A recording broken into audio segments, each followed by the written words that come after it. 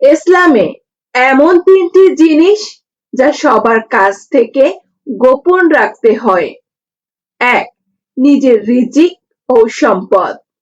রাসূল সাল্লাল্লাহু আলাইহি সাল্লাম বলছেন, নিজের রিজিক অর্থাৎ রুজিকে লুকিয়ে রাখো, কারণ পৃথিবীতে অনেক মানুষ হিংসুক হয়ে থাকে। তাদের নজর তোমার বরকত কেড়ে নিতে পারে। ২. নিজের ভবিষ্যৎ পরিকল্পনা। নিজের পরিকল্পনা বা উদ্দেশ্যকে ততক্ষণ পর্যন্ত লুকিয়ে রাখো যতক্ষণ পর্যন্ত না তা পূর্ণ হয়। ৩. ব্যক্তিগত গোপন গুনাহ। হযরত মুহাম্মদ সাল্লাল্লাহু আলাইহি সাল্লাম বলছেন, আল্লাহ তাআলা তোমার যে গুনাহ গোপন রেখেছেন তুমি তা মানুষের কাছে প্রকাশ করো না।